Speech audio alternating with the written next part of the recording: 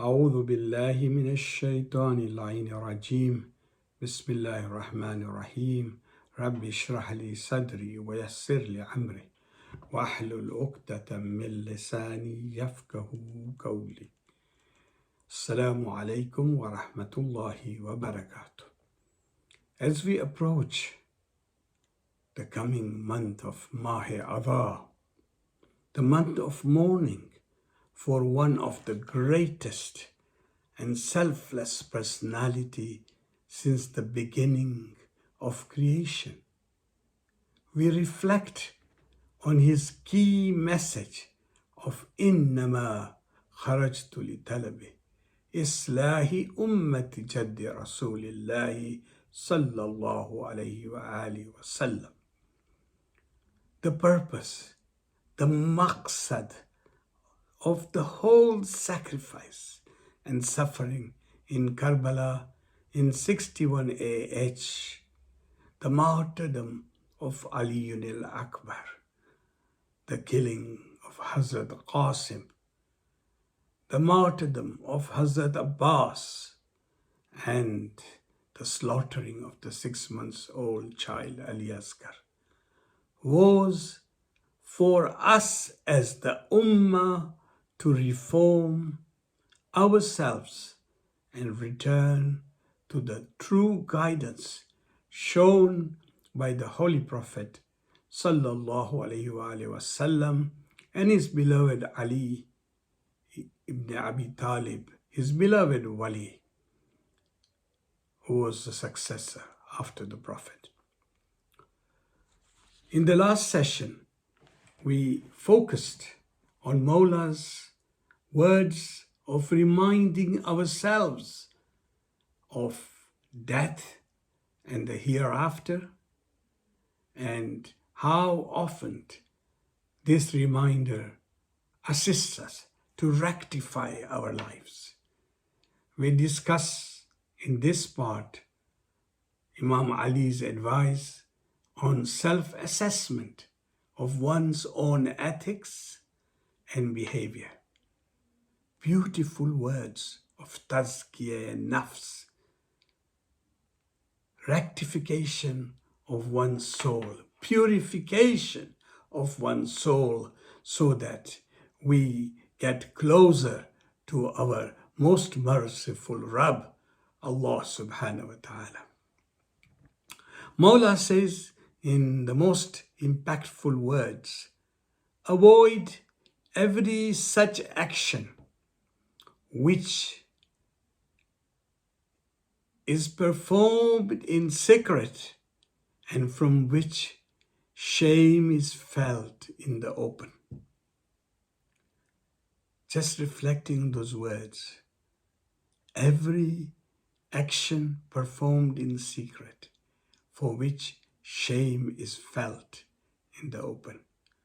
Have we reflected on our lives and our actions to see which of our actions that we carried out in secret, being fully aware that Allah subhanahu wa ta'ala is Sattarul Uyub.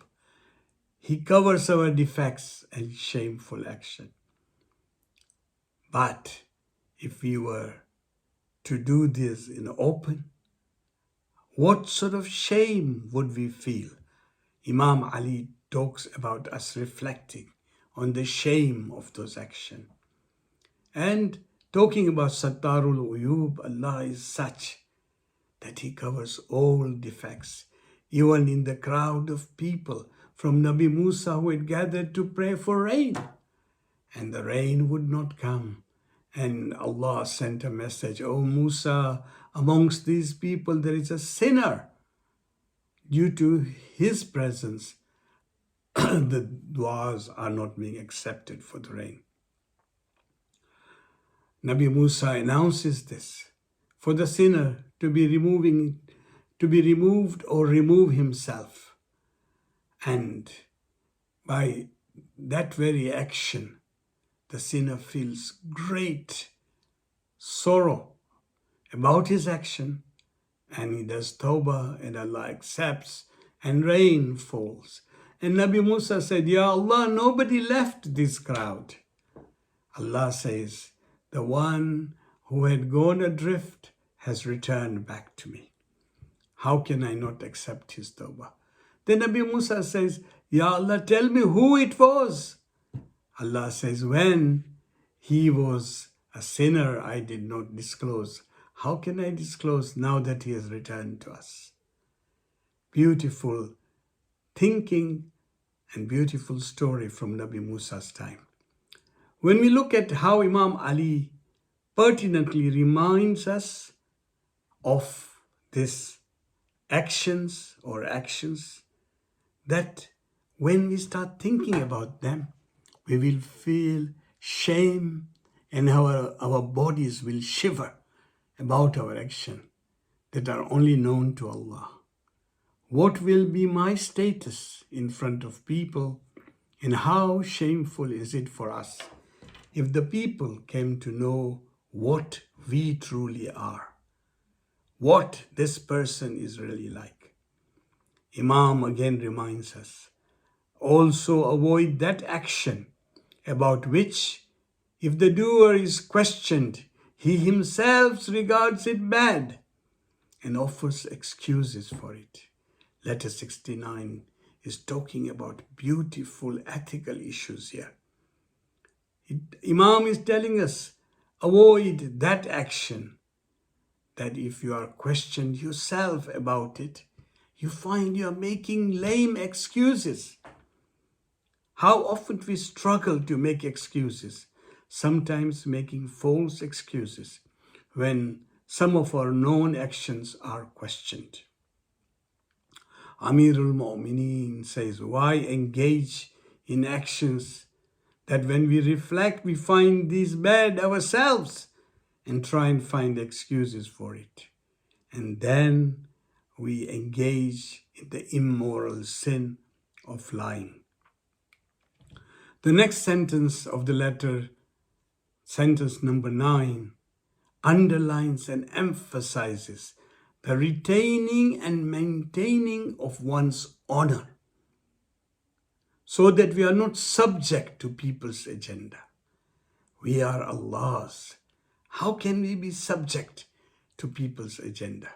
And by letting our honor down, by not maintaining our honor, we are then subject to people and people's wishes. How beautifully Abu Abdullah al-Hussain showed in Karbala that death with honor is better than living with dishonor. Despite all the tortures, martyrdom and thirst, he did not concede to the falsehood and the bay'ah of Yazid, the tyrant of the time. Imam Ali says to Harith al-Abdani, do not expose your honor to be treated as subjects of people's discussion. Allah wants us to maintain our respect and even not disclose our sins to other than Allah subhanahu wa ta'ala. Come to Allah, Allah says, come to me. How important is the honor and respect of a mu'min? Again, our Mawla Ali in another saying says, the respect of Kaaba is mandatory, but the importance of respect of a believer is greater than the respect of Kaaba. The 10th sentence of this letter is a great advice, so relevant in the era that we live in, the era of media, the era of Facebook, the era of WhatsApp, and the era of Twitter. Imam says, do not relate to people all that you hear, for that would amount to falsehood. How often we are exposed to fake news or events that mislead us or involve in spreading propaganda or lies. The era that we live in has seen AI-based software that can realistically put words in the mouth of those who do not speak it, through video generation. How sure are we of the facts before we forward or share this? As our Imam says, we could be propagating falsehood. We could be on the side of shaitan propagating falsehood.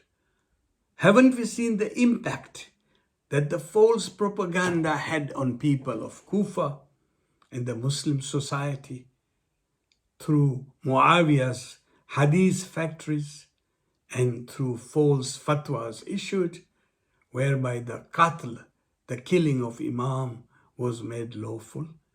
And the very same people of Kufa who lived under Mawla Ali turned against Imam Hussain. The resultant tragedy of Karbala is in front of us, and we will be listening to it over the next 12 days. Our duty is to check and verify all that we hear and then accept before sharing. As far as sharing is concerned, we should be aware of the rights of person or persons whose details we are sharing so that we are not questioned in the hereafter. Because there are so many sins that Allah says, I will forgive to my bondsmen, to my abd. But hukukun nas, the rights of the fellow human beings, has to be forgiven by the fellow human being. We have seen how the false propaganda can change the society and the whole history. A story of a farmer and the dog, a faithful dog that the farmer had, whom he left with a child in the cradle near a room, and he went to work and toil in the farm. When he came back, he found the mouth of the dog full of blood and blood streaming on the floor up to the cradle. And he went angry. He lost his temper and he killed the dog with the axe. When he went further towards the cradle, he saw the child safe and a snake, a big poisonous snake, killed by the dog lying nearby. Are we sure of our facts? We pray to Allah subhanahu wa ta'ala that during these days of Mahi Azar, morning of Abu Abdullah in Muharram, we remember the purpose for which Abu Abdullah gave such a great sacrifice, and not miss the blessings of being with Abu Abdullah and his message by circling around Abu Abdullah and his message of Karbala. We say, Labbaik ya Hussain, Labbaik ya Hussain, Labbaik ya Hussain.